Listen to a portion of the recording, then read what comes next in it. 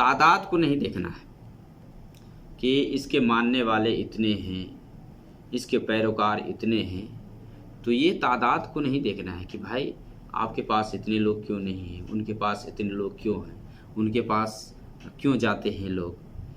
تو ہمیں اسلام نے جو حکم دیا ہے ہمیں پہنچانے کہا ہے نا۔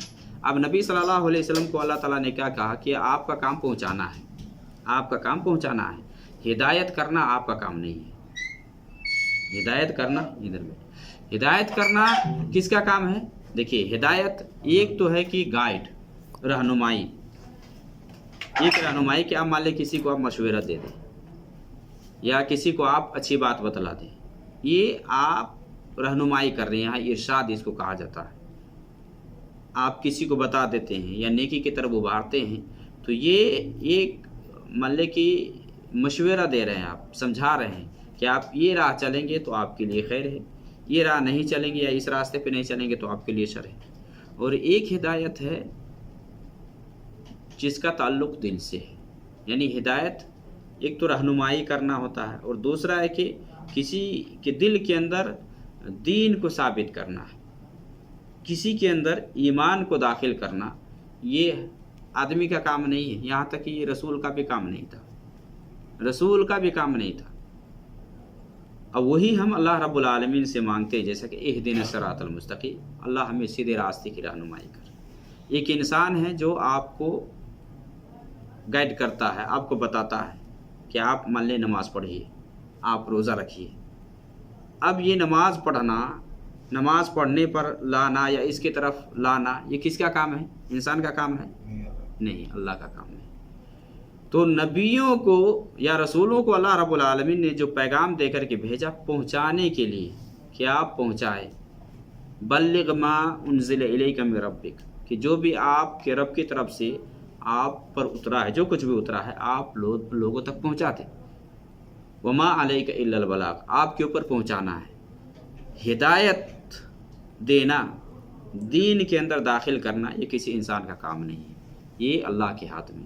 اس لیے آپ دیکھیں نبی صلی اللہ علیہ وسلم اپنے چچا کے لیے کتنی کوشش کی، ابو طالب، جو کہ نبی صلی اللہ علیہ وسلم کی پوری زندگی مدد کرتے رہے، ہیلپ کرتے رہے، لیکن آخری ٹائم تک نبی صلی اللہ علیہ وسلم کوشش کرتے رہے کہ کسی طرح سے وہ اسلام لے آئے۔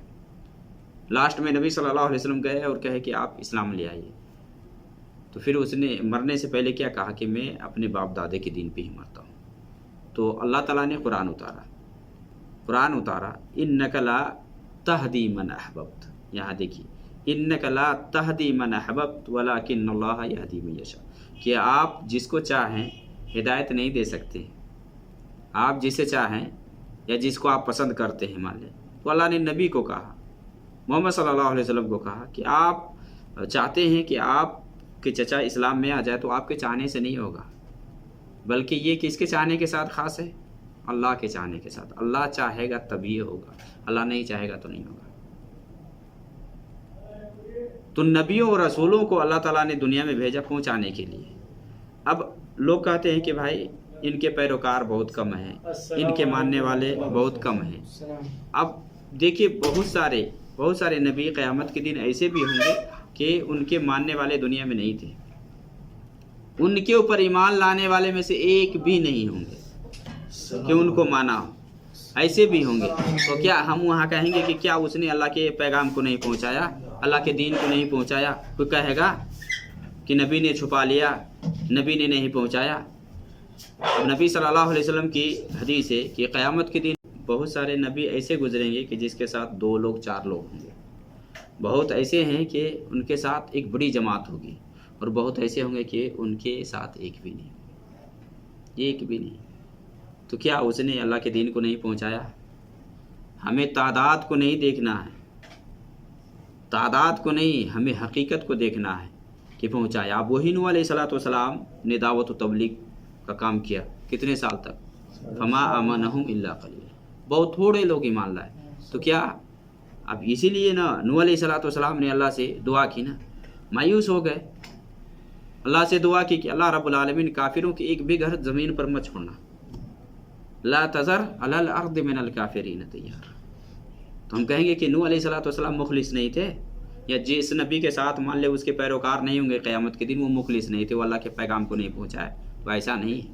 تو ہمیں کثرت کو نہیں دیکھنا ہے، قلت ہی کیوں نہ ہو، اگر مان لے چند لوگ بھی اگر آپ کے بتلانے سے اگر راہ حق پر آ جاتے ہیں، سن لیتے، عمل کرتے ہیں، تو انشاءاللہ یہ بھی آپ کی کامیابی کے لیے کافی ہے۔ وعلیکم السلام۔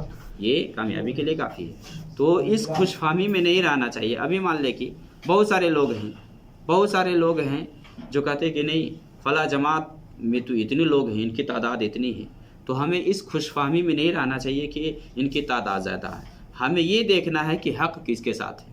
اس لیے قرآن میں یہ بھی اللہ تعالیٰ نے فرمایا ہے نا کہ لوگوں کی اکثریت تمہیں گمراہ نہ کر دے، کہ تم تعداد اور کثرت کو نہ دیکھنا، حق کو دیکھنا کہ حق کس کے ساتھ ہے۔ تو یہ چیز ضرور خیال میں، یا یہ بات خیال میں رکھیں آپ کہ اللہ رب العالمین کے یہاں کامیابی اس کے لیے ہے جو سچے دل لگ رکھے آئے۔ یوم لا ینفع مال ولا بنون الا من اتى اللہ بقلب سلیم، جو خالص دل لے کر کے آئے گا اسی کے لیے کامیابی ہے۔ مال اولاد اور دوسرے لوگ کوئی کسی کے ساتھ دینے والے نہیں۔ لا تزر وازرۃ وزر اخرى، کوئی کسی کا بوجھ نہیں اٹھائے گا قیامت کے دن۔ اپنا جو عمل ہے نا، یہ عمل ہی کام آئے گا۔ اس لیے عمل کرے اور دوسروں کو ابھارے۔